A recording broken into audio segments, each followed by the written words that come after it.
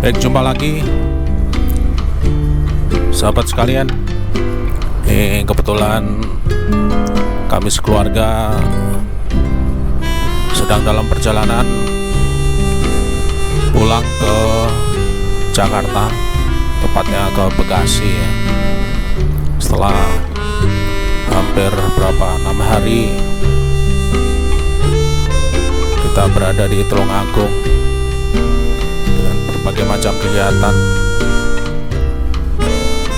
Ini kebetulan sudah lewat kota Semarang nih. Sudah lewat kota Semarang, udah cukup jauh dari kota Semarang. Saya mungkin akan berbagi ini hal yang berbeda ya daripada yang kemarin, daripada yang sebelumnya. Saya akan mencoba bagaimana etika terkait berkendara di dalam tol ya. Kebetulan ini kan tolnya ini cukup panjang gitu ya. Jarak tempuh saya kurang lebih sekitar 727 km dari Tulungagung menuju ke Jakarta atau ke Bekasi. Ini lalu lintas cukup padat sehingga membuat kita harus berhati-hati di jalan, kemudian waspada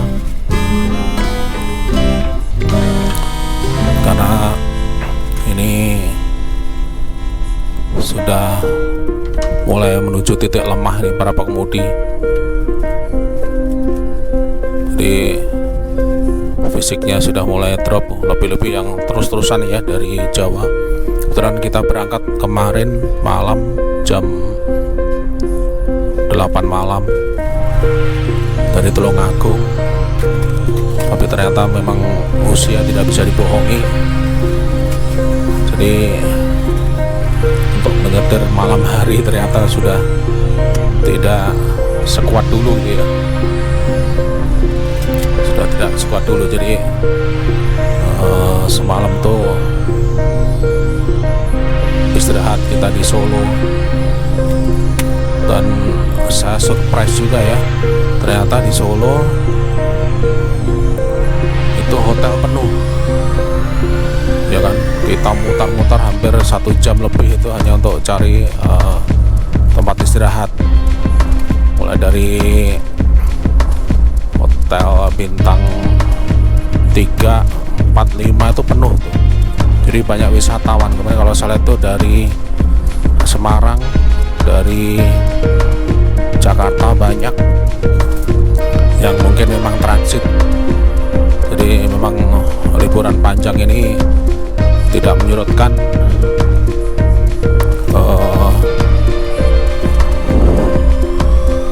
warga, mungkin warga DKI khususnya untuk pergi keluar kota gitu ya, karena mungkin kemarin waktu lebaran itu tidak sempat pulang kampung gitu ya. Jadi saatnya sekarang kita pulang kampung, dan ini cukup padat ini. Kalau kita lihat di depan ini cukup padat.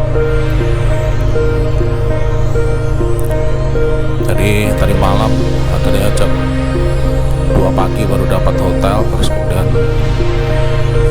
tidur istirahat sampai jam 10 tadi kita berangkat lagi untuk melanjutkan perjalanan ke Bekasi.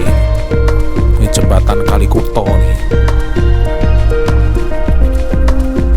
Ini yang membuat dari Kementerian Pekerjaan Umum dan Perumahan Rakyat, Kemen PUPR. Saya belajar banyak ya, coba apa namanya melewati jalan tol ini. Saya coba benar-benar mematuhi apa yang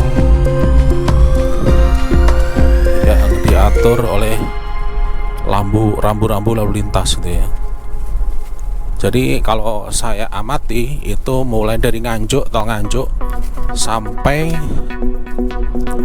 Semarang itu kecepatan minimum dibatasi 60 km per jam, sedangkan kecepatan maksimum itu dibatasi sampai 80 km per jam. Jadi kenapa saya agak sedikit lambat gitu ya, saya coba mengikuti di aturan yang memang sudah tetapkan. Jadi banyak rambu-rambunya di sepanjang jalan tol ini gitu ya. Nah kemudian setelah keluar dari kota Semarang ya, yang menuju Jakarta, itu kecepatan dinaikkan minimum tetap 60 km per jam, untuk maksimumnya adalah 100 km per jam. Nah sekarang saya ini berkendara dengan kecepatan 100 km per jam ya. Alhamdulillah mobil saya ini ada fitur yang namanya cruise control. Tadi saya pakai ya, mulai dari tadi pagi ya, keluar dari Solo itu menggunakan cruise control. Ternyata sangat membantu sekali ya, jadi berkendara menjadi nyaman. Karena apa? Karena mobil kita yang sudah mengatur kecepatan secara otomatis, jadi dipertahankan. Pada saat dari Solo menuju ke Semarang itu kan 80 km per jam. Ya udah saya set di 80 km per jam. Itu benar-benar kecepatan konstan ya, tidak ada naik turun sedikit pun. Jadi mobil ini udah kemudian transmisinya matic, terus kemudian diesel, itu sudah mengatur sendiri kecepatannya. Dan saya lihat pada saat pengaturan tadi gitu ya, misalnya seperti ini nih, ini kan agak nanjak nih jalannya ya, agak nanjak. Itu mobil tetap dalam keadaan atau dalam mode ekonomis. Jadi indikator lampu ekonya itu hidup. Nah, padahal biasanya kalau manual, kalau naik itu kan otomatis kita becek gas gitu ya. Jadi gas kita tekan untuk menyesuaikan supaya mobil kecepatannya bertambah, atau untuk mengatasi jalan yang naik tadi, karena pastinya mobil akan melambat. Nah kalau kita secara manual itu, kalau kita becek gas gitu, otomatis mode eco tadi itu langsung hilang tuh ya. Jadi langsung hilang, terus kemudian langsung turun ininya tuh, yang apa namanya, indikator hijaunya itu langsung turun. Jadi tidak ekonomis lagi. Nah ini kalau menggunakan cruise control itu benar-benar kecepatannya itu konstan. Jadi pada saat jalan datar begini dia tetap bertahan kebetulan karena di sini karena udah boleh 100, saya setting di 100. Terus kemudian itu diatur sendiri oleh mobil, oleh kendaraan kita, oleh ECU ya, Electronic Control Unit, sehingga kendaraan kita itu stabil walaupun kondisinya menanjak. Itu sama sekali kecepatan tidak turun, jadi tetap 100 km per jam. Nah, dan indikator tetap posisi mengendarai dalam kondisi ekonomis gitu ya, jadi hemat bahan bakar lumayan nih. Jadi sudah nanjak ya kan, tapi tetap ekonomis. Jadi memang elektronik itu sudah mulai menggantikan peran manusia, dan elektronik itu jauh lebih presisi. Jadi komputer itu memang jauh lebih presisi dibanding dengan kalau kita mempergunakan feeling ya kan, hanya mengandalkan feeling kita, atau mengandalkan perasaan kita. Ini harus ditekan gasnya, atau ini harus dilepas gitu ya. luar biasa nih. Semoga-moga nih sampai Jakarta, sampai Bekasi saya mendapatkan pengalaman mengendarai dan yang hemat bahan bakar gitu ya, hemat bahan bakar.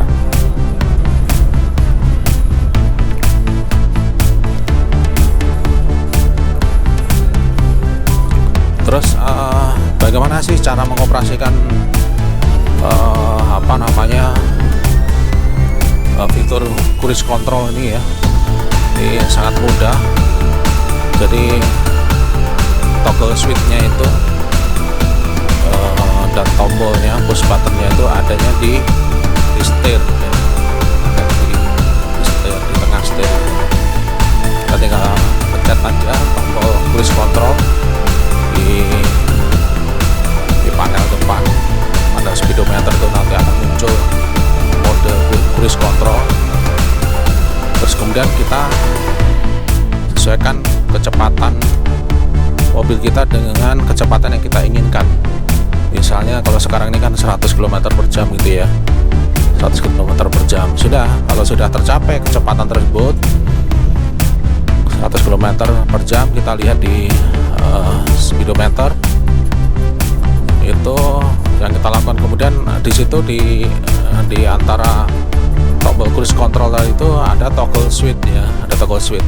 Sudah, kita tekan aja ke bawah, otomatis langsung mode cruise control tadi itu ke lock. Jadi ada tulisannya set di kecepatan 100 km per jam. Sudah, kita lepas dari gas, kita lepas, dua kaki kita lepas ya kan. Jadi bisa santai sekali nih mengemudinya karena sudah diatur oleh si kendaraan itu sendiri. Nah, untuk melepas kondisi untuk melepas posisi cruise control itu bagaimana gitu ya? Kan berkendara itu ada dinamikanya, nggak mungkin terus menerus di kecepatan 100 km per jam gitu ya. Kadang di depan ada hambatan ya kan, bisa ada mobil yang melambat, nah kita harus merem. Jadi rem itulah yang akan melepaskan mode cruise control secara otomatis ya kan. Jadi melepaskan locknya itu, bukan cruise controlnya tetap, tapi locknya tadi yang kita udah setting di awal tadi itu akan langsung hilang dari indikator settingnya itu. Jadi modenya tetap. Kemudian dari rem ya tadi ya, jadi rem itu adalah yang membuat settingan atau lock untuk kecepatan cruise control tadi itu berhenti secara otomatis. Jadi kembali ke manual itu maksudnya. Nah, sekarang begini, kalau misalnya kita kecepatan 100 km per jam ya, kemudian di depan ada mobil yang melambat, nggak mau kan kita mempercepat kecepatan mobil kita untuk bisa mendahului atau menyalip mobil tersebut gitu ya. Nggak apa-apa, jadi kita cegas gitu ya kan, mungkin dia akan naik sedikit ke 110 km per jam. Nah, setelah melewati mobil tersebut yang kita salip tadi, kita lepaskan lagi gasnya. Nah, mobil akan secara otomatis dikembalikan ke posisi setting awal tadi yang sudah kita, yaitu 100 km per jam. Udah gitu aja cara mainnya. Jadi kalau pengen nyalip ya sudah, becek dikit ya kan. Memang setelah kita becek itu otomatis mode ekonomisnya hilang gitu ya, langsung ke langsung boros lah gitu ya. Tapi nanti setelah selesai mendahului, kita lepas saja gasnya tadi ya kan, kita lepas dan akan kembali ke kecepatan semula 100 km per jam. Jadi diulangi, yang bisa melepaskan lock dari cruise control ya kan, kecepatan yang tadi itu adalah rem. Nanti kalau kita rem otomatis akan hilang. Kemudian kalau kita ingin kembali ke kecepatan semula ya sudah, kita sesuaikan dulu secara manual dan menginjak gas ya kan. Nanti kalau udah tercapai misalnya 100 km per jam, baru kita toggle speednya tadi kita tekan ke bawah lagi, udah akan terkunci lagi. Demikian. Jadi ini sangat nyaman nih, fitur yang memanjakan pengemudi sebetulnya. Jadi istilahnya kita nggak perlu capek-capek, dan mobil ini yang namanya komputer ya, itu sangat pintar. Jadi dia akan menganalisis ya kan, kontur jalan ya kan, terus apakah menanjak atau datar gitu ya. Kalau turun dia ngatur, kalau turun dia akan otomatis kecepatannya akan naik karena kedorong oleh berat mobil sendiri karena turun ke bawah ya, karena gaya gravitasi gitu ya. Jadi dia akan kedorong sendiri ke bawah. Tapi pada saat menanjak ya, gas itu akan otomatis mengatur bukaan, pastinya ini karena injeksi ya, bukaan bahan bakar untuk lebih banyak, tapi juga mengkombinasikan dengan sistem percepatan ya kan, sistem percepatannya, dan juga udara yang digunakan untuk kebakaran. Nah, prinsip motor bakar ya, prinsip motor bakar kan harus ada bahan bakar, kemudian kalau untuk diesel ini kan tidak perlu percikan busi, api dari busi, tapi langsung dari panas yang terjadi karena kompresi yang tinggi. Jadi harus ada bahan bakar, bisa ada tekanan yang tinggi karena kompresi piston. Kemudian yang ketiga adalah adanya udara, ya kan, udara yang digunakan untuk membakar, sehingga kombinasi tersebut sudah diolah sedemikian rupa oleh komputer sehingga sangat ideal gitu ya. Jadi tetap ekonomis, tetapi kecepatannya konstan. Nah, itu sangat susah. Nyoba supaya mirip-mirip itu nggak bisa, tetap aja tuh ekonya tadi tuh langsung turun tuh ya, langsung nggak bisa stabil. Kalau ini kondisi menanjak pun tetap ekonomis ya kan, karena memang pengaturannya kalau secara otomatis ini sangat presisi gitu ya, beda dengan kalau menggunakan perasaan atau menggunakan feeling saja gitu. Itu ya, ini cukup membantu. Kalau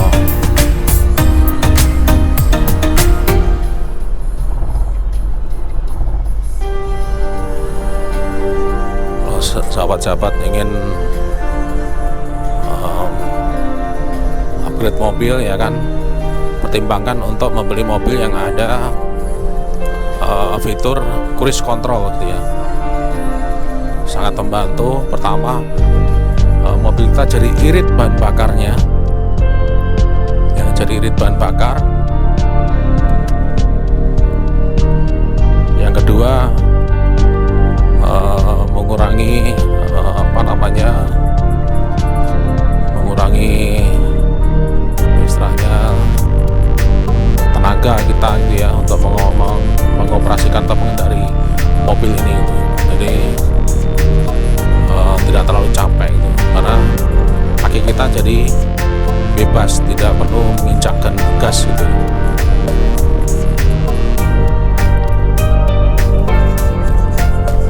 Itu ya, ini tips dari saya untuk jalur yang panjang dan melelahkan ini gitu ya, itu gunakan mode cruise control. Nah, ini kita lihat dari kecepatan kan maksimal yang buletan merah itu adalah 100 km per jam, minimalnya 60. Ya sudah, karena diizinkan 100 km per jam, nah, kita setting cruise controlnya di 100 km per jam. Tapi memang harus ini ya, dibiasakan supaya kita tidak terlalu mengandalkan ini juga ya, karena di jalan itu dinamikanya sangat tinggi itu, kadang-kadang ke depan ada rem mendadak segala macam, jadi tetap tidak menurunkan kewaspadaan kita dalam mengendari mobil. Jadi cruise control itu hanya alat bantu saja. Demikian, semakin menyenangkan jalan jauh cruise control. Terus ada lagi yang perlu saya sampaikan adalah sebetulnya di jalan tol ini kan memang sudah diberikan rambu-rambu batas kecepatan ya. Kalau kita coba browsing di luar negeri, hal tersebut tuh sangat lazim terjadi gitu ya. Maksudnya ya memang seperti itulah. Jadi batas kecepatan itu kalau kita langgar ya itu otomatis akan kena tilang atau denda itu. Saya nggak tahu apakah sudah diterapkan di jalan tol ini atau enggak gitu ya. Tapi pengalaman kemarin sepertinya tarif tolnya kok jadi lebih tinggi. Jadi tekor saya kemarin tuh. Sudah saya hitung bahwa ini nanti akan pas ada lebihnya sekitar kurang lebih 30.000, tapi malah harus nambah gitu ya.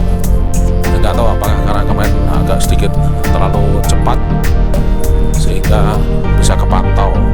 Karena memang mudah sih, kan jalan tol ini kan dari jarak tempuh kan sudah ketahuan ya kan. Misalnya jarak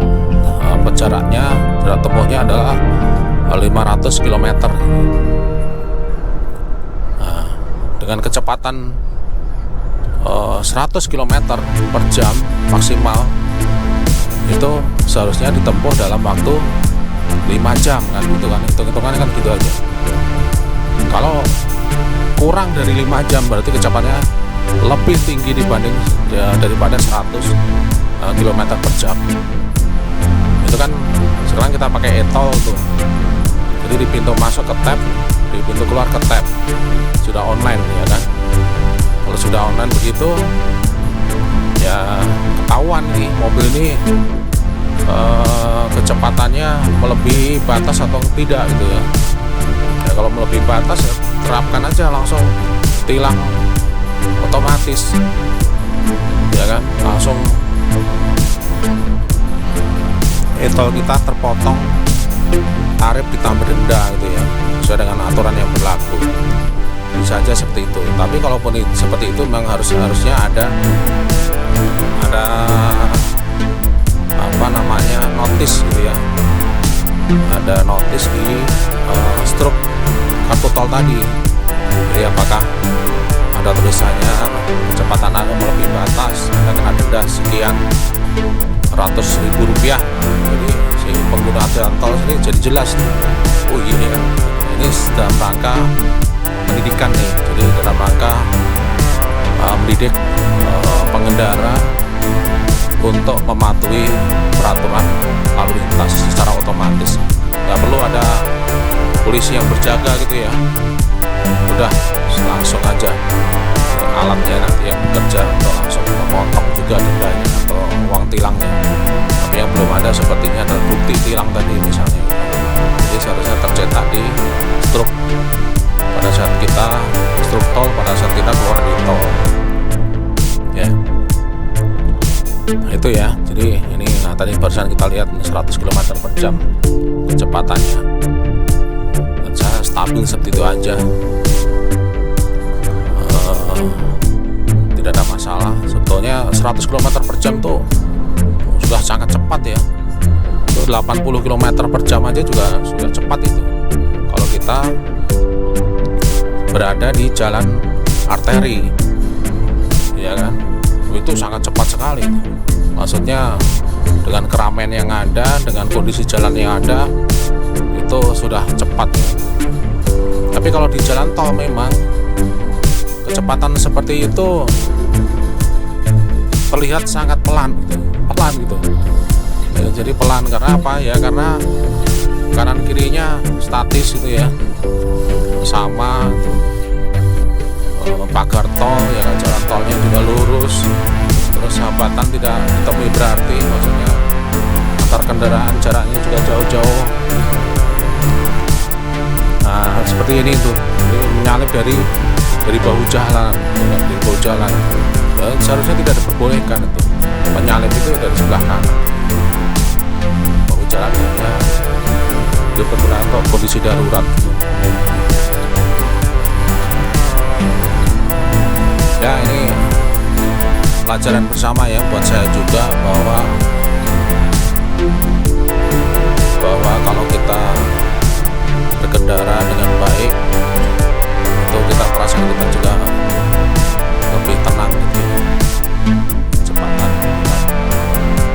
masih sesuai dengan rambu-rambu yang sudah ditentukan. Pastinya mereka yang memasang rambu kan sudah melewati penelitian yang mendalam gitu ya.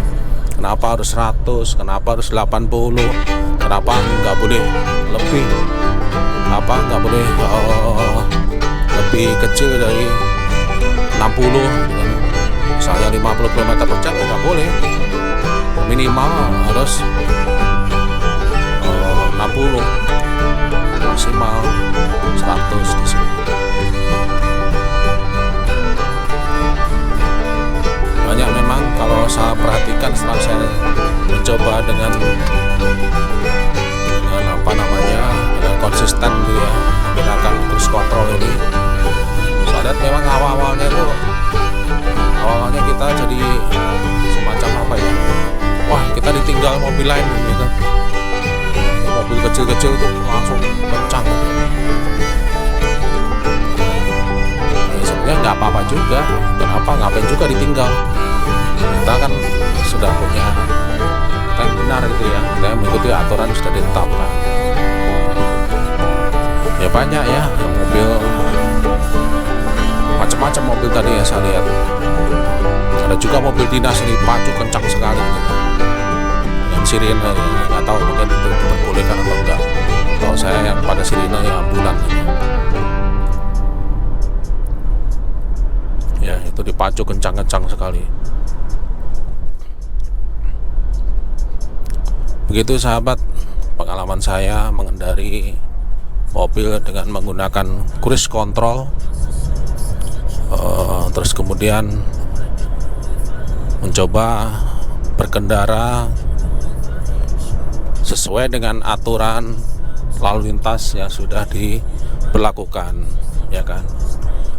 Kita ikutin petunjuk yang ada di rambu-rambu lalu lintas sepanjang jalan tol Trans Jawa ini, ya. Demikian, nanti mungkin kalau ada waktu kita akan lanjut lagi dengan topik-topik yang lain. Terima kasih sudah mendengarkan dan menyaksikan. Assalamualaikum warahmatullahi wabarakatuh.